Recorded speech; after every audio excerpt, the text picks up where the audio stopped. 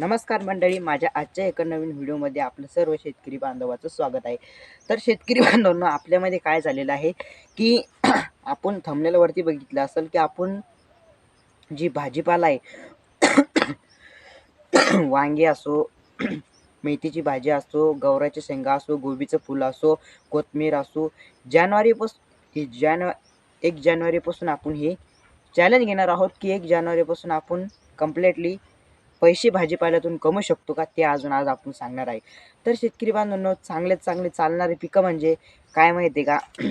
आलूची भाजी, दुसरं मेथीची भाजी आणि कोथिंबीर आणि मेथीची भाजी फार चालणारी आणि वांग्याची भाजी आणि गवाराच्या शेंगा हे फार उन्हाळी पीक चालणारं पीक आहे. पण त्याच्यामध्ये आपण पैसे कमवू शकतो का, करू शकतो का, तेच अजून आपण आजच्या व्हिडिओमध्ये पाहणार आहोत. म्हणजे काही शेतकऱ्यांनी कमवले सुद्धा आहे आणि तुम्ही सुद्धा कमवू शकता. मी आज तुम्हाला गॅरंटी देतो, निघून देतो की तुम्ही सुद्धा ह्या माळ्यातून पैसे कमवू शकता. ते कसं पण ते आज आपण आजच्या व्हिडिओमध्ये पाहणार आहोत. तर मित्रांनो, आपण बघत आहात रॉयल शेतकरी ऋषी इंग्लिश चॅनलला सबस्क्राईब करायला विसरू नका आणि व्हिडिओला लाईक करायला विसरू नका. तर आजचा जो विषय ना, तो विषय म्हणजे चांगलाच होणार आहे. तर जमकूनचा आपला व्हिडिओ होणार आहे, चांगला चालणार सुद्धा आहे. तर शेतकरी बांधवांनो, काय झालं माहिती आहे का, की शेतकरी 50% कुठे चुकत आहे ते सुद्धा मी आज तुम्हाला सांगणार आहे. त्याची घरची शेती असून ते असून आणि तो माळव आणायला कुठे जातो बाजारामध्ये, ही त्याची किती चूक आहे. म्हणजे त्याचं घरच्या घरी माळव पिकवता येत नाही का, त्यानं घरच्या घरी काही पिकू शकत नाही का, त्याचं शेतामध्ये शेत असून आणि ते माळव आणायला कुठे जातो आपल्या बाजारामध्ये तिथून माळव घरी घेऊन येतो. म्हणजे शेतामध्ये जे माळव पिकवणार आहे की त्याच्यामध्ये 50% शेतकऱ्यांना चूक करून टाकली. म्हणजे त्याच्यामधून खल्लास होत चाललेला आहे शेतकऱ्यांचा खिसा. शेतकरीच पिकवतो आणि शेतकरीच माळव आणायला जातो. हे असं कसं काय? आता ते जाऊ द्या, सिटीतले जे लोक आहेत त्यांना तर नाईलाजच करणं आहे. म्हणजे त्यांच्याकडे काही शेती नाही, घेती नाही.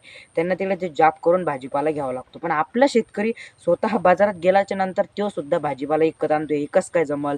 हे चुकीचं आहे. असं करू नका. आपल्या शेतामध्ये पिकवा आणि पैसे चांगले चांगले कमवा. म्हणजे गॅरंटी देतो.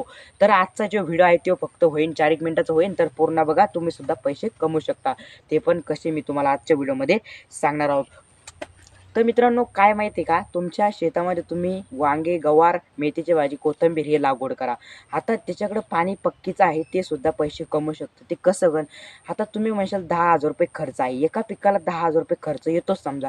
पण त्याच्यातली नफा तोटा म्हणजे काही भाव जर वाढला थोडासा, ₹20 जर जुडी गेली तर खूप आपल्याला भारी पडते. आणि दुसरी गोष्ट शेतकरी बांधवांनो, की तुम्ही तुमच्या शेतामध्ये कोणतं पिक घेतलं पाहिजे, फक्त पाणी पक्कं असलं पाहिजे. पाणी पक्कं जर असलं तर आपण 10,000 पासून धंदा सुरू करून तर 1,00,000पर्यंत धंदा नेऊ शकतो. अशी आपल्यापाशी शेतकऱ्यापाशी असं जुगाड आहे बघा. ते मी तुम्हाला आज सांगणार आहे. तर आम्ही आमच्या शेतामध्ये कोणकोणतं पीक घेतलेलं आहे ते फक्त सांगतो. फक्त खाण्यासाठी बरं, उन्हाळी पीक बाजारात जायचं काम नाही कुठंच नाही. फक्त खाण्यासाठी आम्ही पीक घेतलेलं आहे. मेथीची बागी, लसूण, कोथिंबीर आणि शेतामध्ये अजून वांगे, गवाराच्या शेंगा शेतामध्ये आहे. आणि मी आता तुमच्यासाठी दाखवण्यासाठी आणलं होतं एवढं. तर आम्ही खाण्यासाठी एवढं पीक घेतलेलं आहे आणि ते बिना तणनाशक, बिना फवारणीचं आहे. म्हणजे आपण जे फवारणीचं पीक आहे ते बाजारातून घेऊन येतो आणि आपल्या शेतामध्ये, आता मी शेतामध्ये उभं आहे, आपल्या शेतामध्ये पिकू शकत नाही का? थोडीशी खाली जागा असली, थोडीशी टाकून दिलं, कोथिंबीर असो, मेथीची भाजी असो, खूप भारी उगवून आणि आपल्याला खायला चवचवत लागते. म्हणजे शेतकरी बांधवांनो, एका शेतकऱ्याने सांगायचं झालं तर मेथीच्या भाज्यापासून त्यांनी आज कोटीचा व्यवहार आणि कोटीचा मेथीच्या भाजीमध्ये ज्या सलाबचे घरं आहे ते आहे, त्यांना आज व्यवहार चालू करू शकतात. म्हणजे कसं काय? तर मित्रांनो, तुम्हाला काय करायचं आहे, पहिलेच्या हळूहळू एक वांग्याचं शीड घ्यायचं आहे. वांग्याचं घेते, मेथीची भाजी लावायची आहे गावरान. विकता विकता एखाद दिवशी आपलं एक्स्ट्रा मार्केट असं मार्केट येईल की आपल्या ह्या मेथीच्या भाजीला 20 नाही तर ₹25 आणि ह्या वांग्याच्या आणि गवाराच्या शेंगासुद्धा मार्केट येईल. आल्याच्या नंतर तुम्ही जर याच्यापासून पैसा कमवायचा असला तर शेतकरी बांधवांनो खूप चांगला आहे. म्हणजे आपल्याला कमी खर्च लागतो. शेतामध्ये आता तणनाशक एवढं फवारत करत नाही.